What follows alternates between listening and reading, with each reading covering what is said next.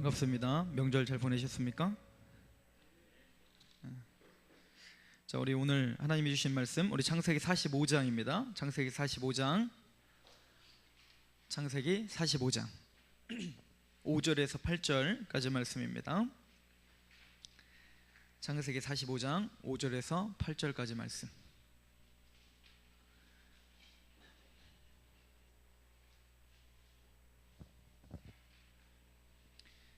자, 우리 5절에서 8절 오늘은 한번 한 목소리로 같이 읽어보도록 하겠습니다. 하나님의 음성으로 들으시기 바랍니다. 같이 읽습니다. 시작. 당신들이 나를 이곳에 팔았다고 해서 근심하지 마소서, 한탄하지 마소서. 하나님이 생명을 구원하시려고 나를 당신들보다 먼저 보내셨나이다. 이 땅에 2년 동안 흉년이 들었으나 아직 5년은 밭갈이도 못하고 추수도 못할지라 하나님이 큰 구원으로 당신들의 생명을 보존하고 당신들의 후손을 세상에 두시려고 나를 당신들보다 먼저 보내셨나니 그런즉 나를 이리로 보낸 이는 당신들이 아니요 하나님이시라. 하나님이 나를 바로에게 아버지 삼으시고 그 온 집의 주로 삼으시며 애굽 온 땅의 통치자로 삼으셨나이다. 아멘. 오늘은 요셉입니다. 우리가 잘 알고 있는 요셉의 삶을 통해서 우리의 삶을 적용시키고 또 요셉이 무엇에 이끌려 살았는지 그리고 어떤 큰 하나님의 뜻 가운데 이끌려 살았던 그 요셉에게 순간순간 있었던, 사실은 그렇다고 해서 요셉의 삶을 디테일하게 성경은 소개하고 있지는 않지만 우리가 그래도 굵직한 그 환경 속에서 요셉이 어떻게 하나님의 뜻을 분별하며 하나님의 뜻 가운데 순종하며 살았는지를 우리가 바라보면서 또 우리가 하나님 앞에 정말 뜻을 구하는, 또 우리 젊은 시절에 얼마나 많은 비전들이 있을 것이며 또 하나님이 그 비전이 몰라서 아직까지도 갈등인 우리들 앞에 하나님께서 주시는 음성을 들으시길 원합니다. 우리 저번 주에는 에스더를 통해서 배웠습니다. 에스더와 모르드게가 현실의 삶 가운데 묵묵부답으로 하나님이 말씀하시지 않는 것 같은 그런 현실 속에서, 그러나 그 현실 속에서 모르드게와 에스더는 옷을 찢으며 금식하며 두려움 가운데 기도할 수밖에 없었다는 것을 우리가 보았습니다. 첫 번째는 하나님께 매달릴 수밖에 없었던, 그만큼 우리는 나약한 거죠. 왜요? 하루 우리가 하나님 앞에 기도하고 있지만 어떻게 될지를 모르는 현실 가운데 살고 있는 거 아닙니까?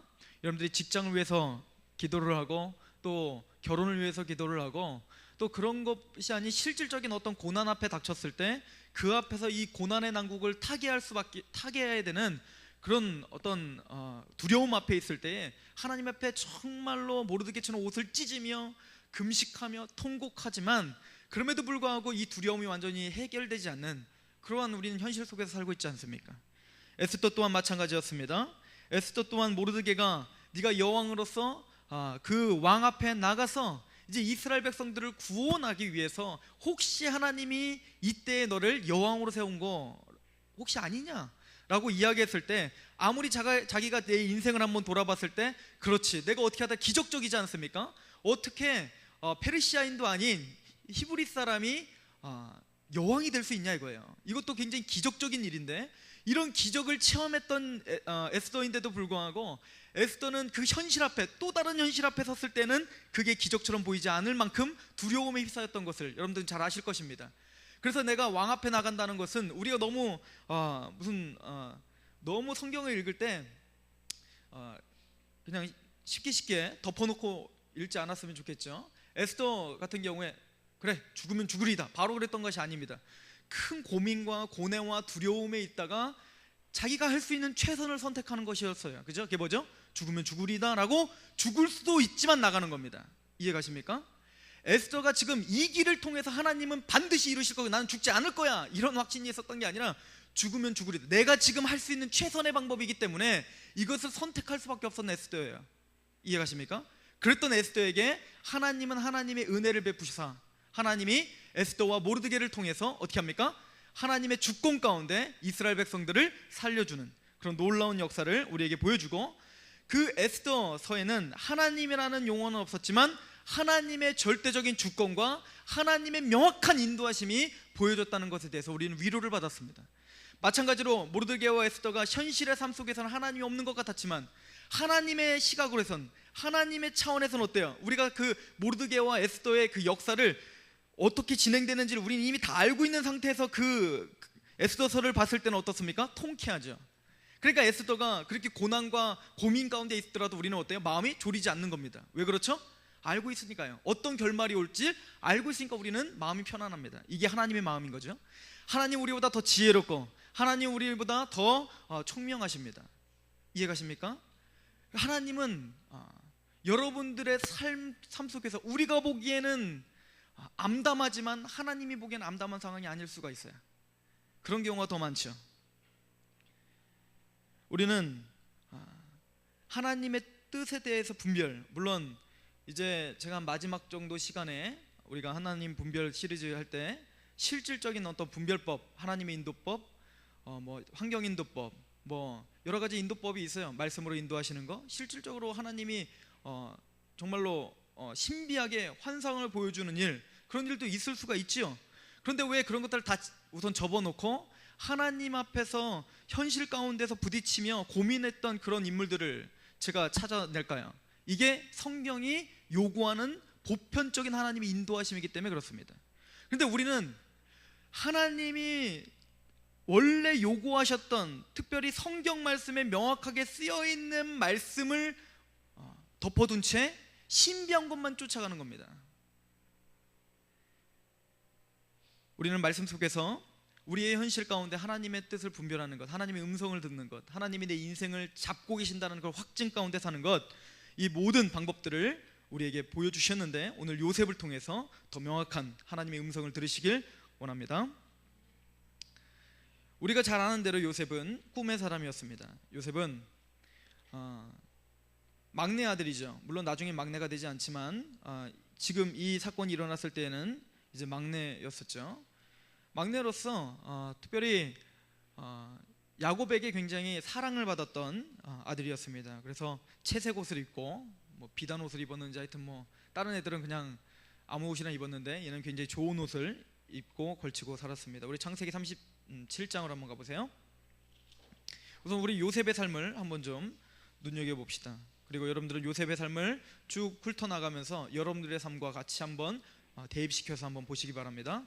창세기 37장 5절에서 11절에 보면 그랬던 요셉이 이제 꿈을 꾸게 됩니다. 5절, 요셉이 꿈을 꾸고 자기 형들에게 말하며 그들이 그를 더욱 미워하였더라.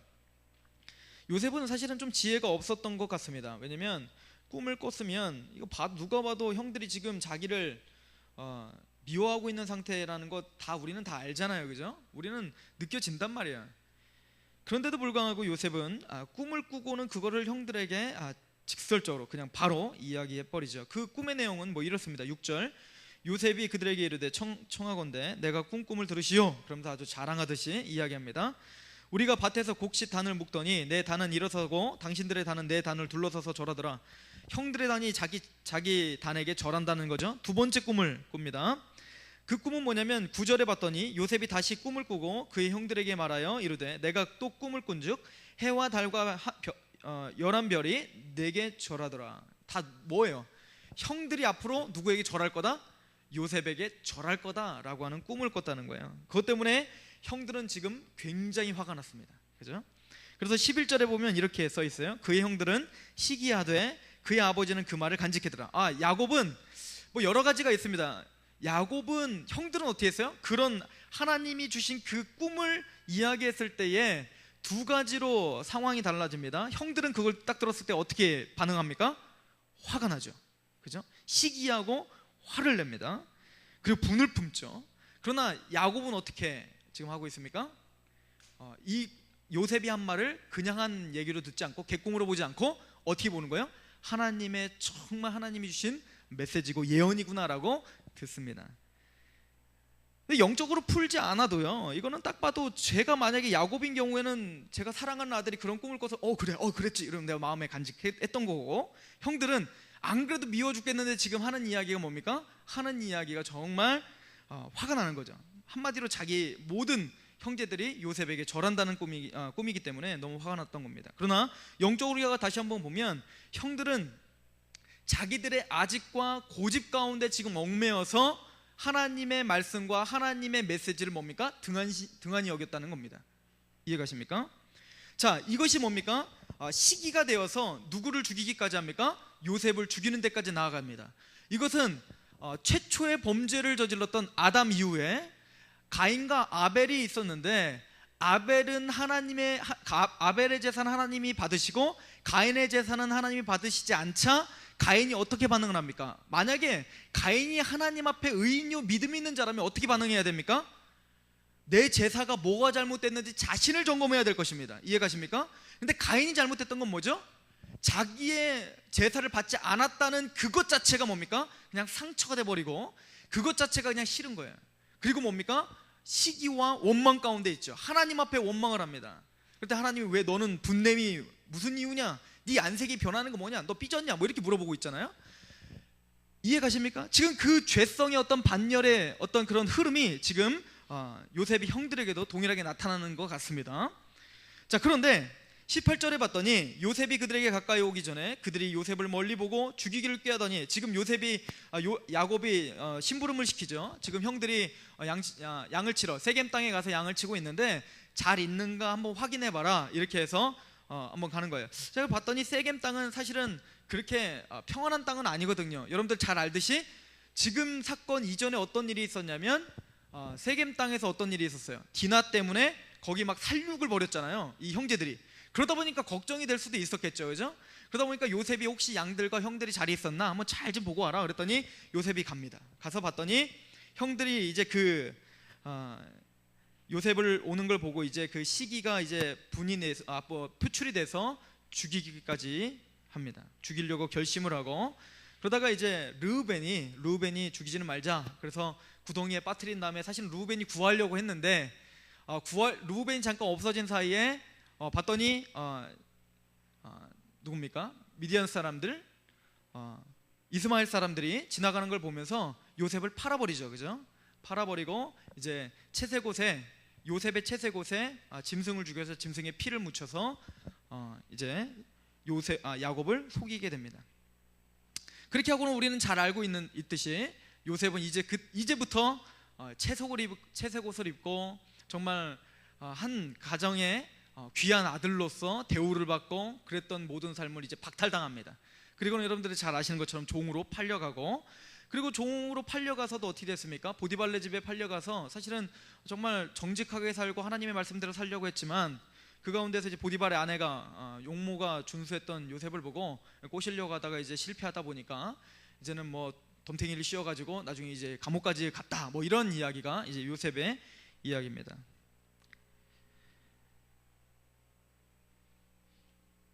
이 이야기들을 읽으시면서 여러분들은 놓치지 말으셔야 될 것은 요셉은 꿈의 사람입니다.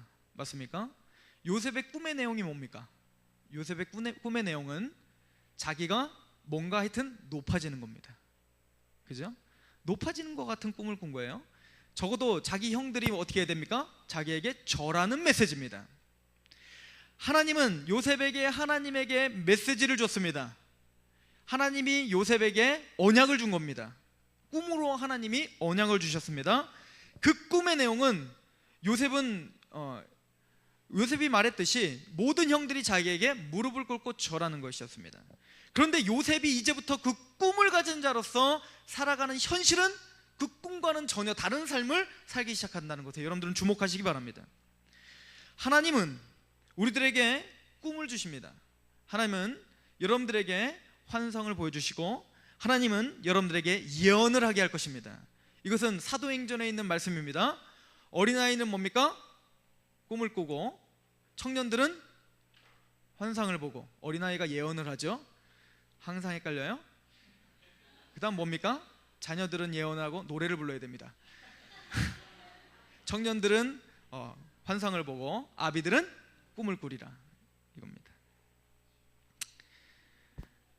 근데 그것이 언제 이루어졌다고 성경은 이야기하고 있습니까? 바로 요엘서에 있었던 그 선지자의 예언이 이루어질 것이 아니라 이루어졌다라고 사도는 선포했습니다. 그게 언제입니까? 오순절 성령 강림 때 이미 그 예언이 성취됐다, 이렇게 이야기했습니다. 그렇다면 하나님의 성령을 받은 자, 하나님의 성령을 품은 자는 이미 뭐 하고 있어야 돼요? 꿈을 꾸고 환상을 보고 예언을 하고 있어야 된다라고 성경은 말하고 있는 거죠.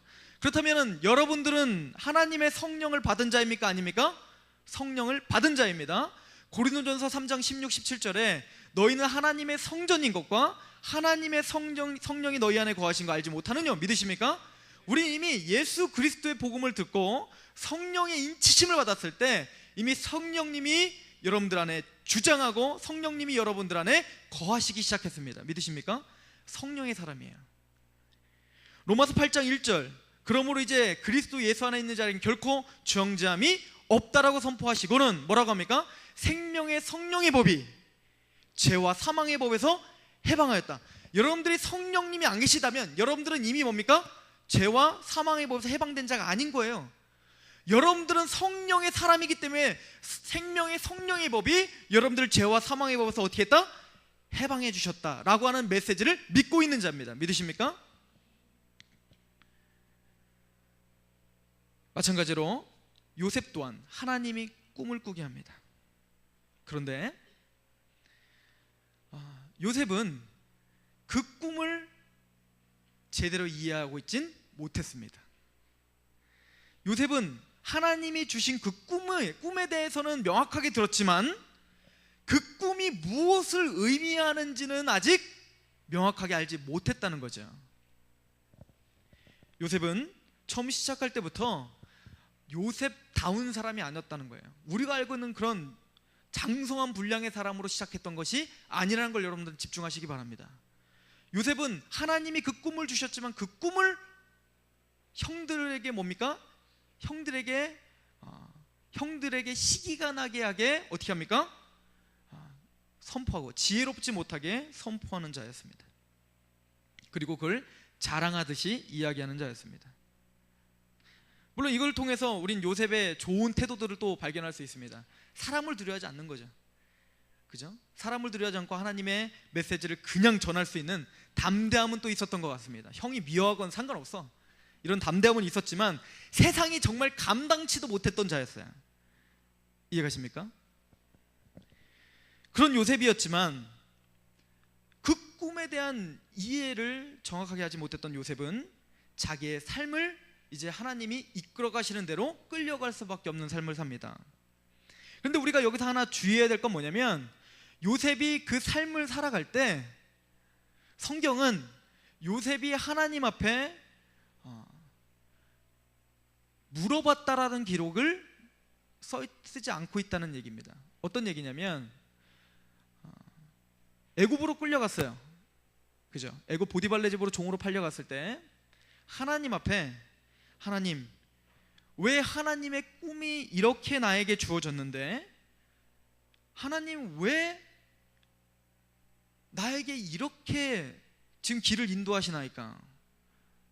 하나님 나에게 말씀하시옵소서.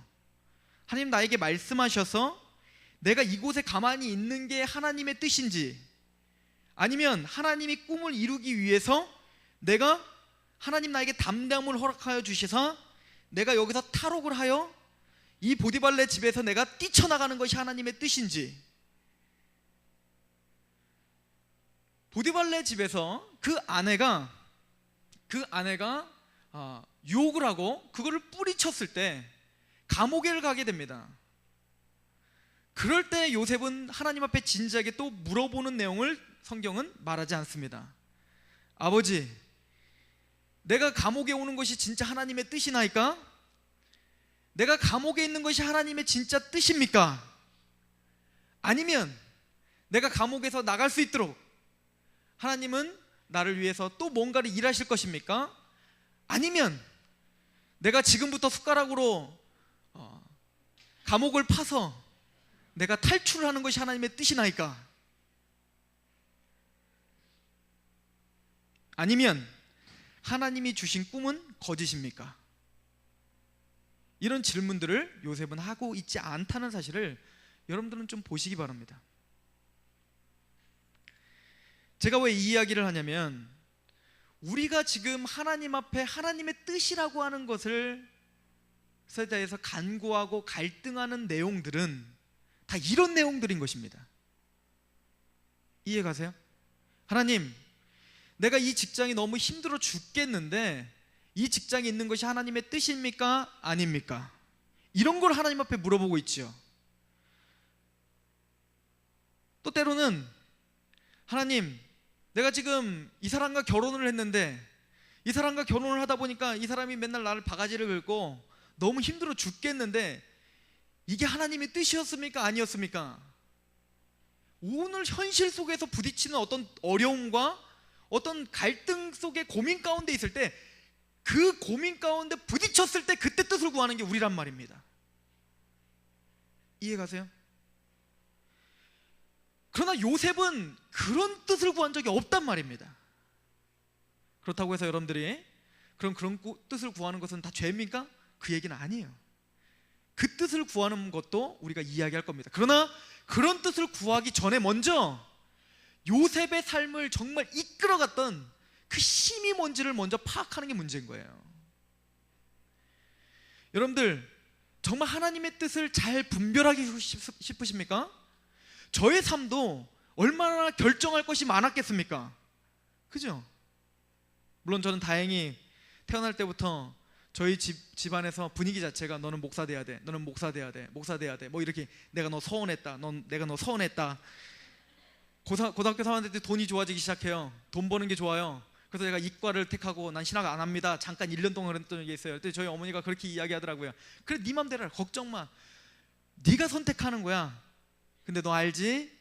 저기 어떤 장로님 아들 서원했다가 그분 연세대 나왔는데 그분 지금 택시 운전하다가 그것도 실패하고 지금 병원에 누워있다. 뭐 이런 식의 강압을 줬기 때문에 제 아내는 나는 빼도 박도 못하고 목사 돼야 된다. 뭐 이런 게 있었기 때문에 저는 뭐 어디 대학을 갈까? 이런 갈등 가운데서는 저는 해방됐던 자입니다. 물론 이런 갈등이 있었죠.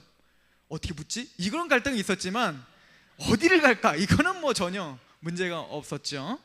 그래서 참 감사했지만 제 아내도 계속 살아가면서 선택해야 될 문제가 있습니다. 예를 들어서 제가 상록교회 이곳에 서 있는 것조차도 저한테는 엄청난 크게 갈등이 됐던 문제였어요. 왜냐하면 저는 교단을 옮긴 겁니다. 교단. 특별히 사역자가 교단을 옮긴다는 게 사실은 그렇게 쉽지만은 않습니다. 저는 20년, 거의 30년이 가깝게 감리교에서 태어나서 감리교에서 사역을 하고 감리교 신학교를 나와서 그렇게 감리교 안에서 좀 있으면 이제 목사 안수 받고 막 그렇게 했었던 사람이었는데 그냥 너무 쉽게 장로교로 와라 이렇게 말씀하시는 그 진용신 목사님의 말씀과 그러면서 제가 갈등하는 거지. 이분이 지금 나를 위해서 지금 하는 말인가 아니면은 막 이렇게 하나님 내가 어디 가는 게 하나님의 뜻입니까? 이렇게 간구하며 눈물을 흘리며 기도했던 적도 있습니다. 이해 가십니까? 우리는 살아가다 보면 그런 갈등 속에서 결정해야 될 때가 너무 많아요. 그럼 제가 여러분들이 보시기엔 제가 상록교회를 결정해서 하나님의 뜻 가운데 상록교회를 결정해서 이곳에 서 있는 것이 하나님의 뜻인 것 같아요? 아닌 것 같아요? 그죠? 제가 봐도 그렇거든요. 확실한 하나님의 뜻이라고 저는 100% 확신 가운데 있습니다. 그러니까 사역이 즐겁겠죠. 그런데 제가 결정을 할 때 하나님이 상록교회다 이렇게 말씀하시지 않았단 말입니다. 또 상록교회에 오기 전에 제가 대전에서 사역을 한 적이 있었어요. 대전에서 사역을 내려놓고 서울로 가냐 미국을 가냐 아니면은 진천에 그냥 다시 있냐 이런 갈등도 한번 있었던 적이 있었어요. 이게 별로 쉬울 것 같아요? 지금 지났으니까 저는 쉽죠. 서울 왔으면 됐지 뭐. 그러나 그때는 제 아내는 인생 일대에 정말 너무너무 이게 선택하기 어려운 문제였어요.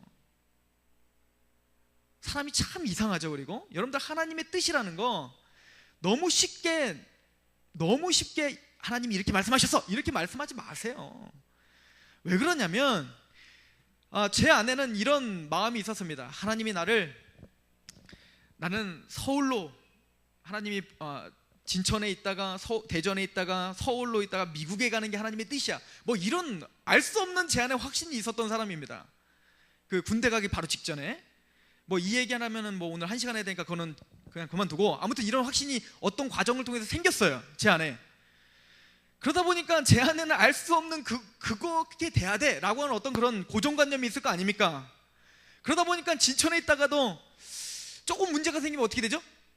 아하, 이거 대전으로 이제 갈 때가 됐나 보다 이렇게. 그리고는 쉽게 뭡니까? 여러분들 잘 생각해보세요. 사람은요, 뭔가 결정이 딱 내려지면 몸이 힘들어져요. 예를 들어서 제가 대전에서 사역을 이제 내려놔야지, 올해까지만 하고 내가 한 4개월 후에는 떠난다고 얘기해야지 이렇게 결정하잖아요. 그 4개월은 지옥입니다. 왠지 아세요? 왜 아멘이야? 왠지 아십니까? 나는 어차피 떠날 사람이 된 거예요. 하나님이 나는 어차피 이곳이 아니라 떠날 사람이 됐으니까 나는 이제 다른 그림을 그리면 되지, 이곳은 이제 더 이상 내 터전이 아니라는 생각 가운데 술렁술렁하게 되고, 그러다 보니까 시간이 되게 안 가고 막 이렇게 돼버려요. 하나님이 정말 여러분들이 그 하루의 삶을 그렇게 허송세월, 그렇게 어렵게 만드시기 위해서 하나님이 여러분들에게 그렇게 음성으로 예언을 하실까요? 저는 아니라고 확신합니다. 하나님은 하루하루 살아라고 말하고 있어요. 내일은 내 것이 아니라고 마태복음에 말합니다. 믿으십니까? 오늘 너희들은 오늘 일을 걱정하라고 말합니다. 내일 일은 내일이 걱정하라고 말합니다. 즉 우리 크리스찬의 삶은 오늘의 삶을 사는 사람들이에요. 여러분들, 이게 사실은 굉장히 답답해 보일 수 있습니다. 근데 이 중요한 메시지를 우리들은 잘 모르는데 아저씨에서 원빈은 알고 있더라고요. 내일을 사는 사람, 너희는 내일을 살지, 그러나 나는 오늘을 살아. 오늘을 사는 사람들이 얼마나 무서운지 내가 보여주겠어. 뭐 이렇게 말하진 않은 것 같은데, 제가 말하니까 좀 이상하긴 한데,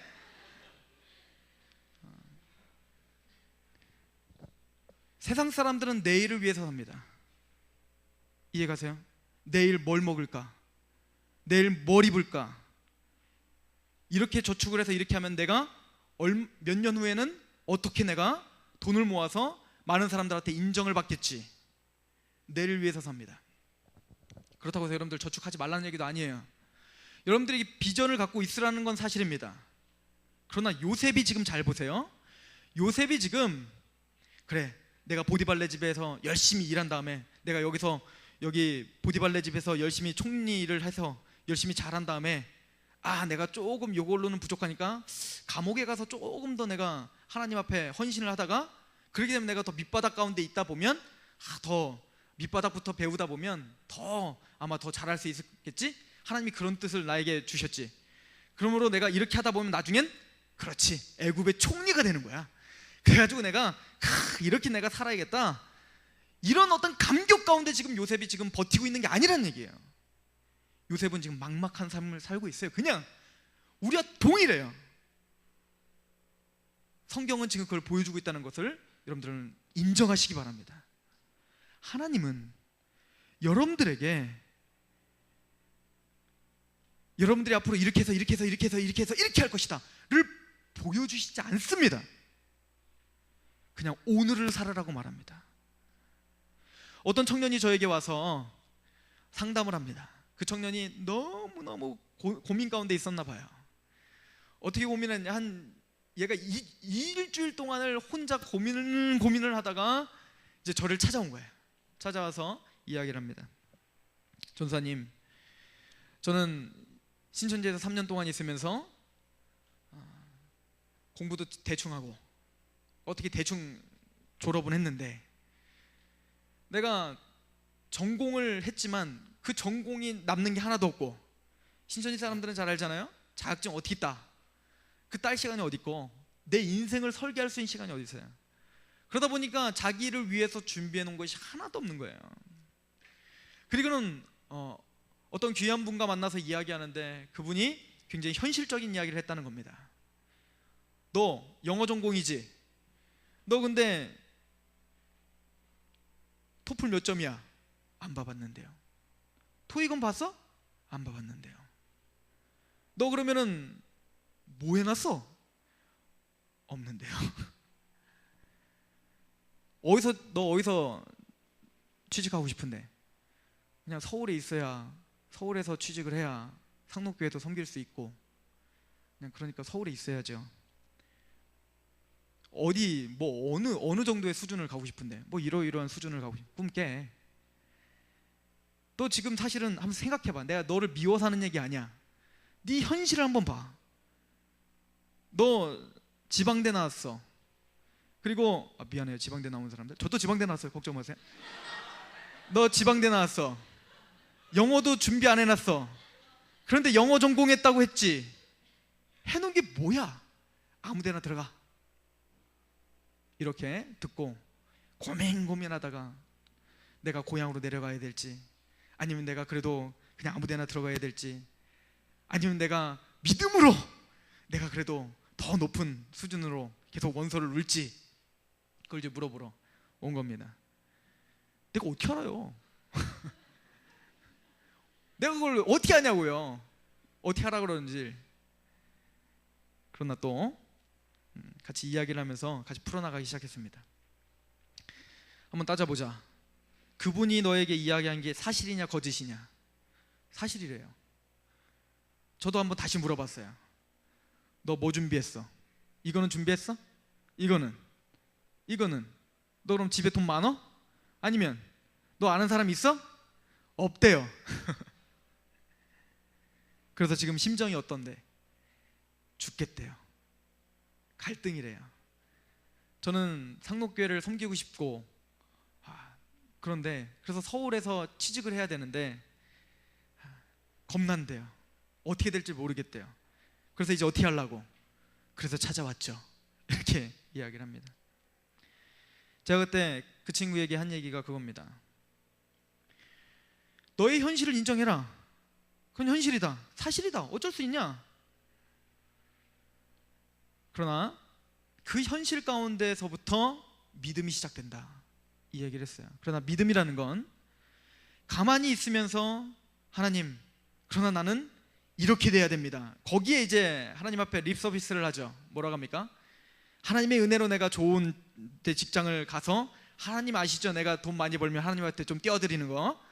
이런 식의 기도를 통해서 하나님과 타협을 하면서 그러니까 나는 좀 더 승승장구해야 되는 거 하나님 아시죠? 이런 식으로 기도하기 일쑤입니다. 그러나 저는 그렇게 기도하지 말라고 했습니다. 그냥 네가 할 수 있는 거 해 라고 이야기했어요. 그 현실이라면 두 가지를 다 해봐. 믿음으로 원서도 내보고, 원서만 내지 말고 네가 지금 할 수 있는 걸 열심히 하면서 해. 하나님은 지금 너에게 뭔가 지금 상황에서 하나님이 너에게 말씀하시고자 하는 게 있고, 너에게 지금 훈련시키고자 하는 것이 있다라고 확신하고 한번 그렇게 해봐. 그래서 그 아이가 뭘 시작했냐면 스무드킹이라고 하는 그 데서 저기 일을 하기 시작했어요. 제가 그때 뭐라고 얘기했냐면, 혹시 아니야, 제가 이제 그 좀 장밋빛 이렇게 그림을 또 하나 그려줘, 청사진을 그려줬는데 스무드킹에서 열심히 일하고 있었어. 그게 하나님이 주신 유업이라고 생각하고 아니 최선을 다해서 일하고 막 웃으면서 그냥 막 일하고 있었는데, 갑자기 어떤 사장이 온 거야. 와서 딱 앉았는데 스무드킹에서 열심히 일하고 있는 아니 쟤 누구길래 이렇게 열심히 일하지? 드라마를 너무 많이 본 거죠. 열심히 일하고 있는 쟤는 뭐야? 알고 봤더니 그 사장이랑 친구야. 쟤는 누구니? 쟤는 이쩌저쩌 이런 애인데 지금 쟤 아주 일을 열심히 해. 그래? 내가 한번 써봤으면 좋겠는데? 그래, 그럼 네가 한번 써볼래? 이러면서 그 사람이 알고 봤더니 대기업의 사장이었더라. 뭐 이런. 제가 웃으면서 그런 이야기를 해줬어요. 그랬더니 그 아이도 막 웃어요. 그러나 제가 그에게 한 얘기가 그겁니다. 하나님이 이렇게 하신다는 얘기가 아니다. 그러나 이렇게도 하실 수 있다. 무슨 얘기냐면, 하나님은 지금 너를 이끌어 가시고 너를 지금 잡고 계시는데, 우리는 우리의 생각으로 너무 뭡니까? 쌓여 있는 거예요. 그래서 나는 겁에 질리는 겁니다. 현실에 겁에 질려서 오늘 내가 해야 될 것조차 내려놓는 겁니다. 제가 왜 이런 얘기하는지 아십니까?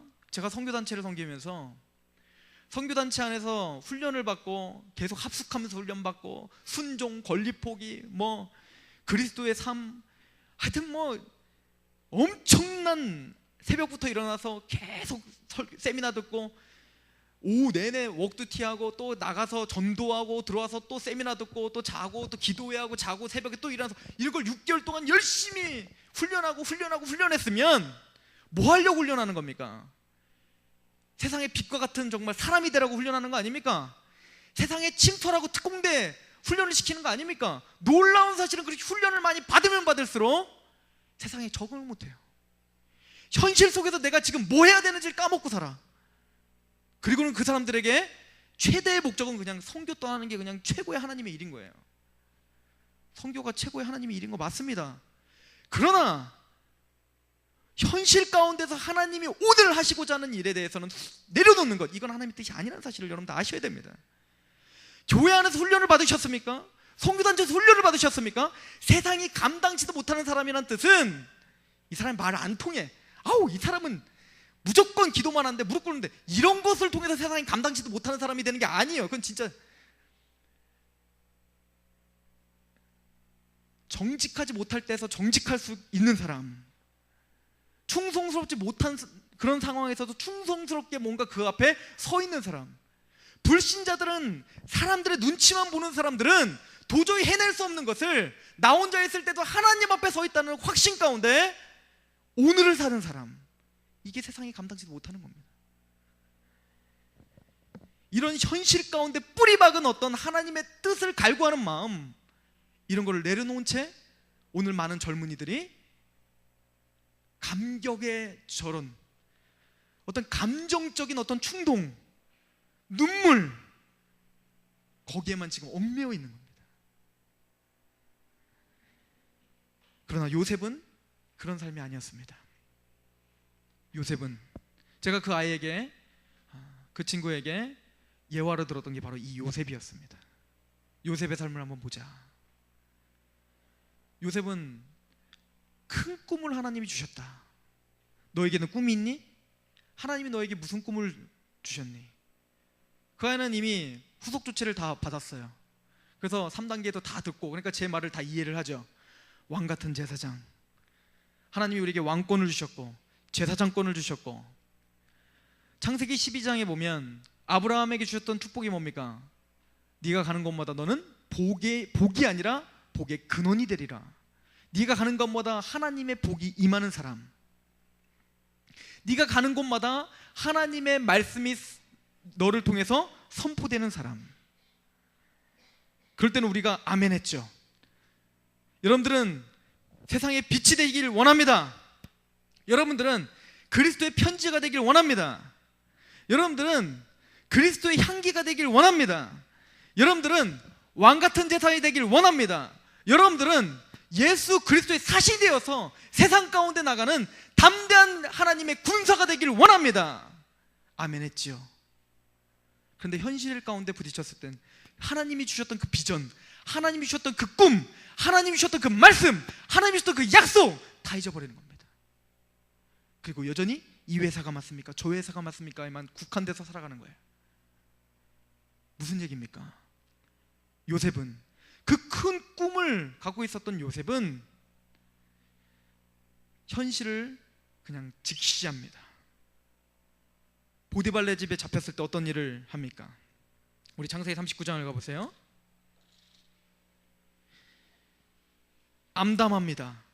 암담했던 상황이지만 요셉은 여기서 자신의 지금 상황을 하나님 앞에 연민하거나 자기 신의 상황을 하나님 앞에 이게 하나님의 뜻입니까 아닙니까를 지금 갈구하거나, 하나님 내가 지금 힘들어 죽겠으니 나에게 눈물을 주시옵소서라고, 나에게 감격을 주시옵소서라고 말하는 게 아닙니다. 믿음의 사람으로서 어떻게 하고 있습니까? 39장 2절, 여호와께서 요셉께 함께 하심으로 그가 형통한 자가 되어 그의 주인 애굽 사람의 집에 있으니 그의 주인이 여호와께서 그와 함께 하심을 보며 또 여호와께서 그의 범사에 형통하게 하심을 보았더라. 지금 사실 생각해 보세요. 지금 요셉이 보디발레 집에 끌려갔는데 어떻게 됐대요? 형통한 사람이 됐다는 거예요. 자, 감옥에 갔더니 어떻게 됐대요? 우리 23절 보세요. 39장 23절, 간수장은 그의 손에 맡긴 것을 무엇이든지 살펴보지 아니하였으니 이는 여호와께서 요셉과 함께 하심이라. 여호와께서 그를 범사에 형통하게 하셨더라. 형통. 우리는 그 형통이라는 말을 너무 우리의 식으로 그냥 딱 합리화시키죠. 형통이 뭡니까? 잘 먹고 잘 사는 거 아니에요. 지금 이 성경의 어떤 메시지는 이런 모양과 좀 비슷해요. 요셉이 여러분들로 합시다. 여러분들이 어디를 가다가 사고가 나서, 교통사고가 나서 여러분들이 완전 만신창이야 된 거예요. 그리고는 여러분들이 이빨이 다 나간 겁니다. 하나도 빠짐없이 이빨이 다 빠졌어요. 그런데 좋은 의사를 만나서 여러분들이 틀니를 끼게 됐습니다. 근데 여러분들의 입에 얼마나 잘 맞는지 형통하더라. 여러분들 회사에 갔는데 출근한 지 일주일도 안 돼가지고 너는 능력이 없어, 확 잘려버렸어요. 잘려버려서 너무너무 힘들잖아요, 그죠? 잘려고 집에 그냥 백수처럼 가만히 앉아있는데 누군가가 선물을 주는 거예요. 아르바이트 자리를 주는 겁니다. 내가 저 바이더웨이에서 일할 수 있는 아르바이트 자리를 줄게. 하나님이 어때요? 형통을 주신 겁니다. 형통하였더라. 이런 분위기인 거예요. 여러분들 형통하길 바라십니까? 요셉처럼 정말 되길 원하십니까? 왜 아멘 안 하세요? 요셉처럼 정말 되길 원하십니까? 그럼 여러분들 감옥 갈 수도 있어. 종으로 팔릴 수도 있어. 여러분들 회사 잘릴 수도 있어. 여러분들 시험 다 떨어질 수도 있어. 여러분들 인생이 다 실패처럼 무너질 수도 있어. 여러분들 병에 걸릴 수도 있어. 그런데도 그 상황에서 형통한 자라고 찬양할 수 있겠어요?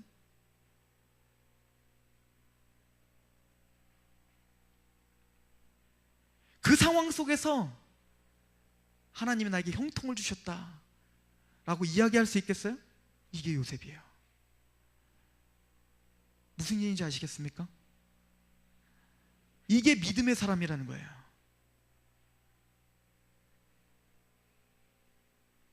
우리는 너무 쉽게 그래 좀 있으면 애굽 총리 되는데 뭐 이까짓 거, 지금 요셉이 그것 때문에 버티고 있는 거 아니라는 사실을 좀 요셉이 만약에 감옥에서 죽었어, 이렇게 살다가 형통하다 이렇게 죽었어, 그럼 더 이상 요셉은 이제 우리의 우상이 아닙니까? 요셉은 우리의 롤모델이 아니에요? 여전히 여러분들의 롤모델이 되셔야 돼요. 스데반이 여러분들의 롤모델인 것처럼 믿으십니까? 스데반이 하나님의 말씀대로 뭡니까? 살다가 돌 맞아 죽었는데 스데반에게는 뭐가 있었던 겁니까? 나는 형통하다. 이게 믿음이래요. 이게 믿음이래요. 꿈꾸는 자의 삶이 있습니다. 그 삶을 보면 첫 번째, 사람을 의식하며 살지 않는 요셉의 모습을 바라보십시오.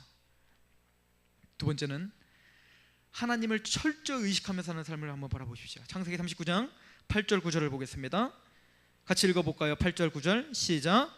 요셉이 거절하며 자기 주인의 아내에게 이르되 내 주인이 집안의 모든 소유를 간섭하지 아니하고 다 내 손에 위탁하였으니 이 집에는 나보다 큰 이가 없으며 주인이 아무것도 내게 금하지 아니하였어도 금한 것은 당신뿐이니 당신은 그의 아내임이니라.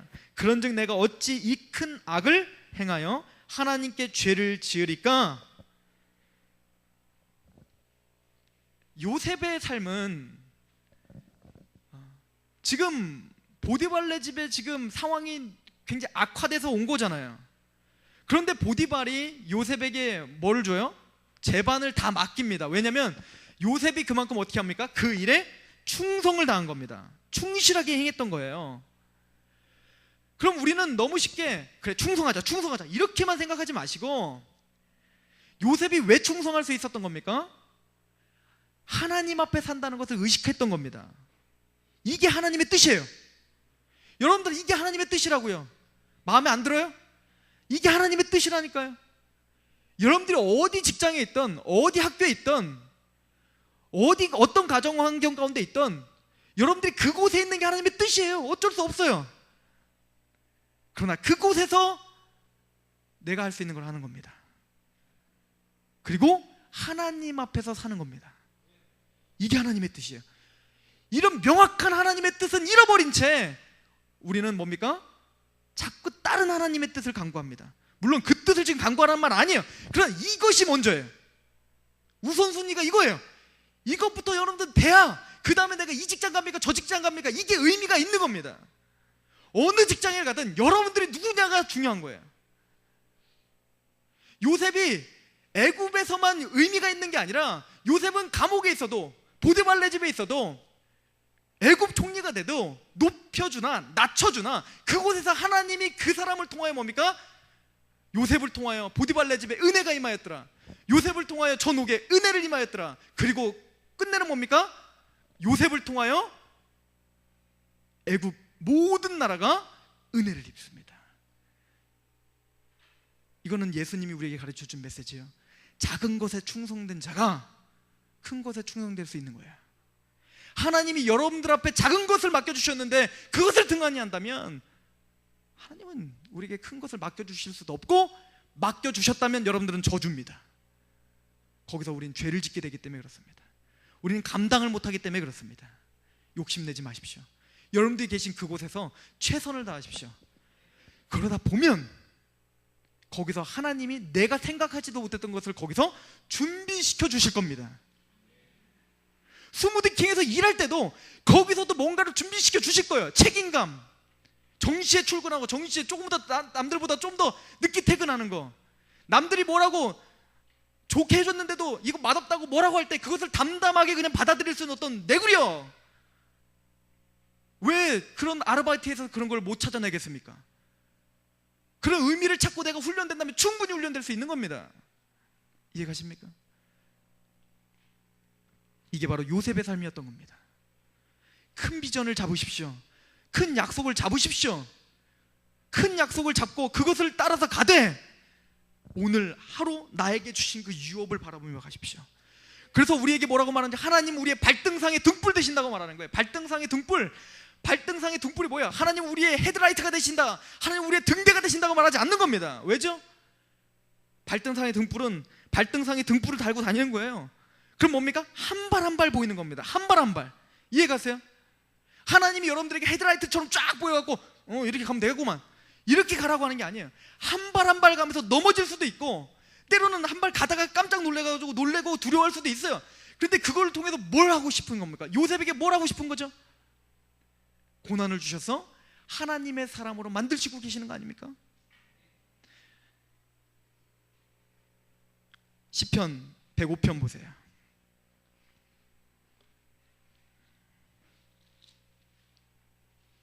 시편 105편 14절에서 18절 제가 읽습니다. 시편 105편 14절에서 18절. 그러나 그는 사람이 그들을 억압하는 것을 용납하지 아니하시고 그들로 말미암아 왕들을 꾸짖어 이르시기를 나의 기름 부은 자를 손대지 말며 나의 선지자들을 해하지 말라 하셨도다. 하나님께서 아브라함을 그렇게 구원하셨죠. 16절. 그가 또 그 땅에 기근이 들게 하사 그들이 의지하고 있는 양식을 다 끊으셨도다. 그가 한 사람을 앞서 보내셨으며 요셉이 종으로 팔렸도다. 그의 발은 착고를 차고 그의 몸은 쇠사슬에 매였으니 곧 여호와의 말씀이 응할 때까지라 그의 말씀이 그를 단련하였도다. 지금 요셉을 이야기하고 있는 겁니다. 요셉은 몰랐습니다. 그 현실 속에서 그냥 힘들기만 했습니다. 여러분들, 요셉이 무슨 약 먹은 사람처럼 감옥에서 즐겁고 감옥 괜찮지 뭐, 하나님이 주신 은혜지, 이렇게 살았던 게 아니에요. 걸레질하면서 하나님이 주신 은혜지, 보디발이 막 이거 아니라니까요. 17년 동안, 10년이 넘는 세월 동안 지금 뭐라고 말합니까? 착고를 차고, 감옥에 말하면 착고를 차고 그의 몸은 쇠사슬에 매여 고통 가운데 있었다는 거예요. 근데 여기 보면은 각주가 달렸죠. 몸은 할 때 이렇게 가로로 뭐 이렇게 있죠. 2번 뭐 3번 이렇게 있죠. 따라가 보세요. 히브리어로 뭐라고 써 있대요? 혼. 우리가 이거를 몸으로 했지만 히브리어 원어에는 이걸 혼이라고 표현되어 있다는, 혼. 뭐예요? 지금 몸이 매어 있지만 요셉은 뭐가 매어 있는 것 같은 상황입니까? 혼이 매어 있는 것 같은 상황인 거예요. 그만큼 힘들었다는 겁니다. 요셉은 즐거운 게 아니에요. 지금 너무너무 힘든 상황입니다. 이해 가십니까? 하나님의 사람이십니까? 여러분들이 하나님의 약속을 가진 꿈꾸는 자입니까? 그러면 하나님이 여러분들을 단련시킬 겁니다. 그 단련을 달게 받으십시오. 이게 우리에게 요셉을 통해서 주시는 메시지입니다. 그러나 요셉이 이렇게 살아 있었던 이유는 요셉이 잘나서가 아니었어요. 지금 시편 기자는 이스라엘의 전 역사와 또 요셉의 삶을 지금 이야기하면서 누가 그렇게 이끌고 계셨다고 지금 말합니까? 하나님이 주인공이다, 이렇게 이야기하고 계십니다. 그래서 말하는 겁니다. 먼저 중요한 건 여러분들이 누구냐가 중요한 거예요. 여러분들이 정말 하나님의 사람으로서 예수님을 정말 믿은 왕같은 제사장의 확신이 있으십니까? 여러분들이 정말로 하나님의 대사로서, 사신으로서 하나님이 여러분들을 세상에 보낸, 예수님 대신으로 보낸, 예수님이 제자들을 파송할 때 뭐라고 파송합니까? 너희는 축복을 외치라. 그 축복을 받아는 그에게 축복이 임할 것이요, 그 축복을 거부하면 너희에게로 복이 임할 것이다. 만약에 그 축복을 받아들이지 않은 먼지를 떨어버리고 나와라, 담대하라 이거잖아요. 세상 앞에 담대하라. 그리고 뭐라고 합니까? 너희를 영접하면 나를 영접한 것이요. 믿으십니까? 여러분들을 가서 여러분들을 영접하고 여러분들이 하나님의 말씀대로 살아갈 때, 충성스럽게 살아갈 때 여러분들을 영접한다면 예수님을 영접하는 거라는 거예요. 여러분들 그런 신분을 확증하시라는 얘기입니다. 그게 먼저라는 거예요. 그게 여러분들을 단순한 삶을 살아가는 그게 힘이라는 거예요.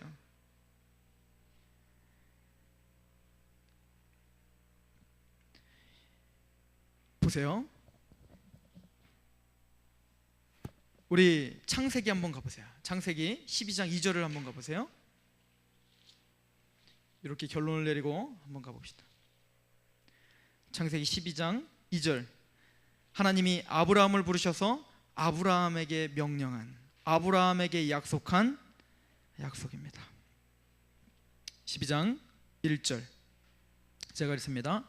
여호와께서 아브라함에게 이르시되 너는 너의 고향과 친척과 아버지의 집을 떠나 내가 내게 보여줄 땅으로 가라. 내가 너로 큰 민족을 이루고 내게 복을 주어 내 이름을 창대하게 하리니 너는 복이 되라. 복이 근원이 되라는 얘기죠. 그러면 이 약속을 누구에게 준 겁니까? 아브라함의 자손들에게 준 거 아닙니까? 그러면 요셉이 이 약속의 성취가 돼야 될 거 아닙니까? 그죠? 요셉은 그런 삶을 살았나요? 살았죠. 아까 찾아봤잖아요. 우리 39장을 다시 한번 가보세요. 이렇게 약속을 하니까 그 약속대로 어떻게 돼버렸습니까? 39장 3절, 그의 주인이 여호와께서 그와 함께 하심을 보며 또 여호와께서 그의 범사를 형통하심을 보았더라. 요셉이 그의 주인에게 은혜를 입어 섬김에 그가 요셉을 가정 총무로 삼고 자기의 소유를 다 그의 손에게 위탁하니 그가 요셉에게 자기의 집과 그의 모든 소유물을 주관하게 한 때부터 여호와께서 요셉을 위하여 그 애굽 사람의 집에 복을 내리셨다. 진짜 복의 근원이 됐네요. 요셉은. 맞습니까? 상황은 보디발의 집으로 끌려갔지만 그곳에서 요셉은 정말 하나님이 아브라함에게 약속한 그 약속대로 복의 근원이 됐습니다. 믿으십니까? 이게 감옥에 가서도 마찬가지인 거예요. 마찬가지예요. 여러분들 어느 가정입니까? 여러분들 어느 학교입니까? 여러분들 어느 직장입니까? 여러분들이 복의 근원이라는 사실을 확증하십시오. 이게 중요해요. 이게 먼저예요. 그리고는 또 아브라함에게 이렇게 약속을 합니다. 우리 창세기 15장으로 가보세요. 창세기 15장 12절에서 16절 제가 읽습니다. 창세기 15장 12절에서 16절, 해질 때에 아브라함에게 깊은 잠이 임하고 큰 흑암과 두려움이 그에게 임하였더니 여호와께서 아브라함에게 이르시되 너는 반드시 알라. 내 자손이 이방에서 객이 되어 그들을 섬기겠고 그들은 400년 동안 내 자손을 괴롭히리니 그들이 섬기는 나라를 내가 징벌할지며 그 후에 내 자손이 큰 재물을 이끌고 나오리라. 너는 장수하다가 평안히 조상에게로 돌아가 장사될 것이요 내 자손은 4대 만에 이 땅으로 돌아오리니 이는 아모리 족속의 죄악이 아직 가득 차지 아니함이라 하시더라. 이 약속을 아브라함에게 이렇게 직접적으로 주셨죠. 우리가 말하는 직통 계시를 주셨죠. 그런데 이런 계시를 요셉에게 줬습니까? 안 줬습니까? 직접적으로 말씀하시는 장면이 안 나와요. 이해가세요? 그러나 요셉은 이거를 어떻게 해서 들었을까요? 구전전송으로 들었겠죠. 그죠? 아버지를 통해서 들었겠죠. 하나님이 이렇게 약속하셨다. 그런데 지금 이 약속은 어떤 약속이에요? 지금 이 가나안 땅으로 하나님 다시 오실 것인데 애굽에 너희가 갈 거다 이거예요. 애굽에 갈 건데 애굽에 갈 것도 어떻게 했어요? 예언했죠. 약속했단 말입니다. 그리고 요셉의 시대는 그래서 요셉을 통하여 어떻게 한 거야? 갔죠. 아직 그 예언과 그 언약이 성취되려면 아직도 멀었어요. 400 몇 년이 더 남았어. 왜요? 이게 궁극적으로 누구를 통해서 또 성취가 돼요? 모세를 통해서 성취가 되죠. 이해가세요? 그래서 모세를 부를 때도요, 모세 네가 잘났다, 너 참 대단하다 그러고 부른 게 아니에요. 이스라엘 백성이 정직하고 너희가 수요가 많아서 부른 게 아니다 이렇게 말합니다. 불렀던 이유는 지금 아브라함에게 주셨던 이 언약에 계속 국한돼요. 뭐라고 하죠? 내가 아브라함과 이삭과 야곱에게 약속한 거, 그게 기억이 나서 내가 모세에게 나왔다. 이제 그 약속을 이룰 때가 됐으니 나가자 이겁니다. 하나님은 지금 일을 이루시는데 뭐 어디에 얽매여서 일을 이루세요? 하나님이 우리에게 아브라함에게 선포하신 언약대로 지금 움직이고 계시는 거예요. 이해가십니까? 하나님 한번 말씀으로 확증하시면 그것을 어떻게 하십니까? 이루실 때까지 하나님은 포기하지 않은 겁니다. 그 하나님의 전체적인 경륜 가운데 지금 요셉은 한 부분을 담당하고 있는 거예요. 이해가세요? 요셉에게 줬던 그 꿈, 형들이 나에게 절하리라 했던 그 꿈은 단지 내가 높아지리라, 이것을 보여준 게 아니었던 겁니다. 그 꿈은 뭐죠? 아브라함에게 주셨던 그 약속과 딱 접목해서 보면 확연히 드러나는 겁니다. 뭐죠? 나를 통해서 애굽에 가게 되겠구나라는 꿈입니다. 이거를 언제 깨닫죠, 요셉이? 나중에 형들이 팔아넘기고 해서 이제 뭐 형들이 뭐 진짜 기근이 들어가고 이제 기근이 들잖아요. 그래서 형들이 와서 뭐 저쪽에서 뭐 금그릇 있는데 그거 가져가서 뭐 이렇게 가서 네 뭐 막내 동생 데려와 이렇게 해서 뭐 그런 상태에서 이제 내가 요셉이요 이렇게 딱 했잖아요, 그죠? 그때서야 형들이 막 두려워하죠. 내가 버렸던 그 요셉이란 말입니까? 그러면서 막 두려워하고 막 그럴 때 뭐라고 말합니까? 우리 같이 한번, 그때 찾은 말씀이 오늘 본문이죠. 창세기 45장 5절에서 8절.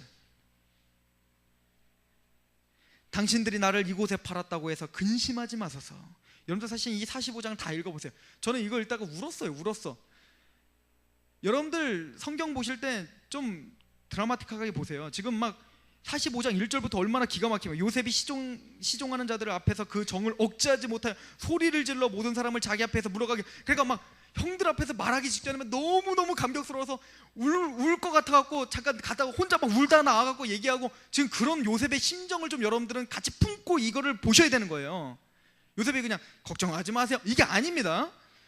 요셉은 이렇게 말하는 겁니다. 당신들이 나를 이곳에 팔았다고 해서 근심하지 마소서. 한탄하지도 마시소서. 원망이 없습니다. 나의 그 고진, 그런 고난, 그런 고통, 알 수 없는 그런 고난들이었잖아요. 여러분들 인생 가운데 그런 고통 없습니까? 그럼 그 고통이 지금 현실 가운데 있을 수도 있죠. 아직 젊으니까, 하나님 훈련시킬 때니까, 연단할 때니까. 여러분들 혹시 뭔가 실패했습니까? 지금은 힘들 수 있어요. 요셉도 힘들었어요. 걱정 마세요. 그러나 이 모든 것이 다 일어나고 뒤를 돌아본 다음에 요셉은 이렇게 말하는 겁니다. 한탄하지 마소서. 하나님의 생명을 구원하시려고 나를 당신들보다 먼저 보냈습니다. 내가 누구 손에 있었다는 겁니까? 하나님 손에 있었습니다. 지금 뭡니까? 즉 하나님이 아브라함에게 주셨던 그 언약 중에 나는 지금 뭐예요? 이방의 객에 팔리는데 하나님이 그 타임테이블에 나를 쓰신 것뿐이에요. 여러분, 예수 그리스도께서 재림하실 것을 확신하십니까? 제가 사실은 시간이 많이 갔지만 깜짝 놀랐어요. 요즘에 제가 요즘 강조하고 다니는 게 재림에 대해서 강조하고 다니는데, 재림에 대해서 여러분들 생각하시면 여러분들 감격하십니까? 재림, 예수님이 오늘 당장 오실 것이다 생각하시면 여러분들 정말 감격스럽습니까? 아니면 장가 좀 가고 자식 좀 낳고 한 50대쯤 이렇게 생각이 드십니까? 그만큼 우리는 하나님의 이 약속에 무감각해진 상태인 거야. 이 상태로는 하나님의 뜻을 분별할 수 없습니다. 제가 확신컨대 하나님이 명확하게 주신 예수 그리스도에 대한 명확한 약속들, 하나님이 주셨던 어떤 그런 거대한 경륜들, 이것에 대한 확증이 없다면 오늘이라는 삶은 의미가 별로 없게 됩니다. 우리한테 그냥 단지 내가 먹고 사는 거에, 내가 이것입니까 저것입니까에 국한된 삶을 살 수밖에 없습니다. 그런 삶에서는 제가 확신컨대 100% 크리스찬의 능력이 나타날 수 없습니다. 초대교회가 왜 이렇게 능력이 있었는지 아십니까? 그런 교리적인, 하나님이 예수님께서 실질적으로 우리에게 이루실, 아직 우리에게 몸소 아직 와닿지, 피부로 와닿지 않는 그것이 확실하게 올 거라는 확신 가운데 있었기 때문에 오늘이라는 삶이 단순했던 겁니다. 선택이 단순했어요. 하나님의 말씀들, 오른뺨을 때리면 왼뺨을 돌려도 되라. 우리는 복잡해집니다. 그럼 저도 복잡해요. 아직도. 왜 복잡하죠? 아직 현실 감각이 없기 때문에 그런 겁니다. 예수님이 심판 주고 진짜로 하나님이 우리를 심판할 거라는 거, 하나님이 우리 앞에 다시 나타날 거라는 거, 우리 눈물을 씻어줄 거라는 거, 이런 먼 미래에 있을 것 같은 내 시대가 아닌, 꼭 종말하면 무슨 막 저기 있는 거, 이렇게 느껴지는 한, 이런 실질적인 예수님에 대한 명확한 사실들이 이렇게 느껴지는 한 요셉 같은 삶은 포기하셔야 됩니다. 확신컨대 우린 여전히 오늘이라는 삶 가운데 국한돼서 여전히 돈 타령할 수밖에 없는 사람으로 전락해버릴 것입니다. 진담입니다.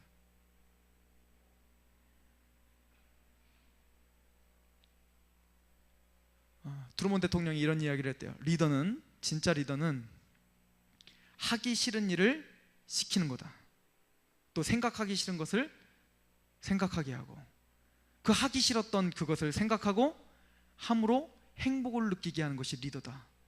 제가 보기에는 이게 성경적인 원리인 것 같습니다. 이제부터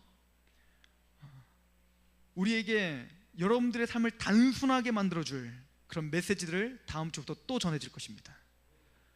오늘은 이겁니다. 요셉의 삶처럼 여러분들 오늘이라는 날에 여러분들이 할 수 있는 최선을 다하십시오. 그리고 하나님 앞에 사십시오. 그리고 하나님 앞에 산다는 건 말씀 앞에 산다는 얘기인 것을 확신하십시오. 그리고 요셉이 지금 잡고 있었던, 아브라함에게 줬던 그 커다란 약속을 붙잡고 있었던 것처럼 하나님이 여러분들에게 주셨던 그 모든 약속들, 그리스도의 편지, 향기, 왕같은 제사장, 그러니까 이런 모든 메시지들, 이런 성경의 말씀들, 여기에 여러분들은 집중하시기 바랍니다. 그럴 때 여러분들의 삶은 단순해질 것입니다. 우리 어머니가 40몇 년 동안을 기도원을 쫓아다녔던 분이에요. 저도 말했죠. 저도 많이 그래 쫓아다녔다. 어렸을 때부터 저도 20몇 년을 그래서 우리 어머니랑 다니면서, 그래서 저는 막 그런 예언들을 엄청 많이 듣고 자랐어요. 얘는 지금 이마에 빨갛게 인이 쳐져 있대요. 저한테 인 쳐 지금 점이 있지. 아무튼 뭐 그런 얘기들, 기도 안 하면은 아버지가 언제 죽는다, 그러니까 40일 작정 기도해라, 뭐 이런 얘기들, 이런 거에 제가 얽매여 살았어요. 그게 우리 어머니의 신앙이었습니다. 40년 동안. 근데 너무 놀라운 건 우리 어머니의 인격과 우리 어머니의 삶의 태도와 우리 어머니가 돈에 국한된 그 삶을 벗어나질 못했어요. 그리고 예언을 받는 이유도 하나입니다. 자식 잘 되는 거, 돈 버는 거, 내가 좀 건강한 거. 점쟁이랑 똑같아. 점쟁이 쫓아다니는 어떤 세상과 똑같아. 그리고 뭡니까? 아침마다 가정 예배를 드렸어요, 우리는. 그리고 저녁에 맨날 부부싸움해요. 여기서 저는 갈등이 생깁니다. 신앙이 뭔가 모르긴 몰라도 얘기는 안 해봤지만 우리 옆집도 아마 갈등을 할 겁니다. 저 집은 아침엔 찬양하고 밤에는 쥐지고 먹고. 신앙이 뭔가? 그 사람도 아마 갈등을 할 거예요. 저와 여러분들의 삶은 그렇지 않습니까? 그런데 우리 어머니가 인격이 변화되기 시작했어요. 놀랍도록. 우리 어머니가 삶의 태도가 진짜 변화되기 시작했어요. 놀랍도록. 40년 동안 그렇게 쫓아다녀도 변화되지 못했던 그 어머니가 변화되기 시작했어요. 언제부터인지 아십니까? 딱 1년 전부터 1년 동안 그렇게 획기적으로 변화됐어요. 놀랬어요. 눈물을 흘렸어요. 요번에 추석에 가서 얘기하면서 신앙 패턴을 바꾸셨습니다. 말씀을 읽기 시작하셨습니다. 말씀 공부를 하기 시작하셨습니다. 신학원을 다니세요. 무료 신학원 말고 유료 신학원. 신학원 다니고 말씀을 연구하기 시작했습니다. 그리고 매일매일 저에게 전화를 하기 시작합니다. 그리고 깜짝깜짝 놀라십니다. 하나님이 나에게 이렇게 명확하게 말씀하시는 걸 내가 등한히 했다 이겁니다. 그리고 삶이 변화됐어요. 기적입니다. 저는 안 바뀔 줄 알았어. 우리 엄마가 변화돼요. 변화됩니다. 큰 것을 붙잡습니다. 큰 말씀을 붙잡으니까 엄마가 변화돼요. 여러분들 인생 가운데 이런 변화가 있길 원합니다. 여러분들의 주위 사람들이 말씀 앞에 여러분들의 삶이 그렇게 헌신되는 그런 변화가 있길 원합니다. 기도하겠습니다. 이렇게 기도합시다.